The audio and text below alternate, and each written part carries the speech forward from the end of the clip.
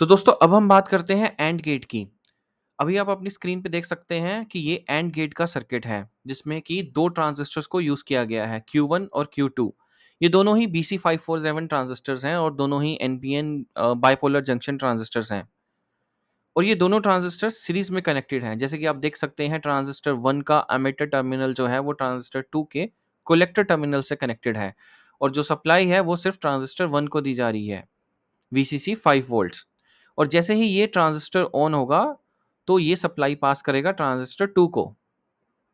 दोनों ट्रांजिस्टर्स को अलग-अलग इनपुट दिए जा रहे हैं, इनपुट ए, इनपुट बी, जो दोनों ही 5 वोल्ट्स के सिग्नल हैं। तो जैसे ही यहाँ पे हम स्विच ऑन करेंगे तो ये 5 वोल्ट का सिग्नल इस रजिस्टर से पास होता हुआ इस ट्रांजिस्टर को दिया जाएगा।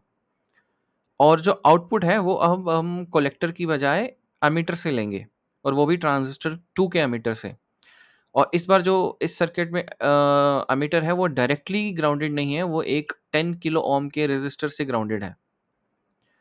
और जैसा कि देख सकते हैं आप कि आउटपुट में हमने फिर से एक एलईडी ग्रीन कलर का लगाया हुआ है और उसके अक्रॉस एक डीसी वोल्टमीटर है और ट्रांजिस्टर 2 में हमने एक डीसी वोल्टमीटर लगाया हुआ है टू चेक के ये ट्रांजिस्टर कब सैचुरेशन रीजन में जाता है।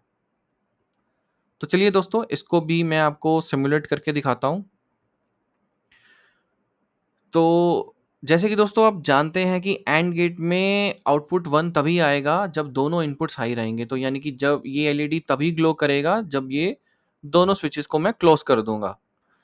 और अभी आप जैसे देख सकते हैं कि दोनों स्विचेस ऑफ स्टेज में हैं, यानी कि यहाँ पे इनपुट जो है वो 0 एंड 0 है तो आउटपुट भी 0 है। और जैसे ही मैं इनपुट ए को ऑन करता हूँ तब भी आउटपुट 0 है, यानी कि 1 0 के केस में भी आउटपुट 0 है। और अगर मैं इनपुट बी को ऑन करता हूँ तब भी आप देख सकते हैं कि आउटपुट 0 है, यानी कि 0 1 के केस में भी आउटपुट 0 है। अब जैसे ही हम दोनों इनपुट्स को ऑन करेंगे तो आप देख सकते हैं कि हमारा एलईडी ऑन हो चुका है। एलईडी के क्रॉस वोल्टेज भी 2.21 वोल्ट्स का है और आप यहाँ पे ये भी देख सकते हैं कि अभी बेस एमीटर जंक्शन का जो वोल्टेज है वो 0.7 वोल्ट्स है, यानी कि ये ट्रांजिस्टर अब सैचुरेशन स्टेट में जा चुका है। बल्कि ये दोनों ट्रांजिस्टर ही इस टाइम पे सैचुरेशन स्टेट पे हैं।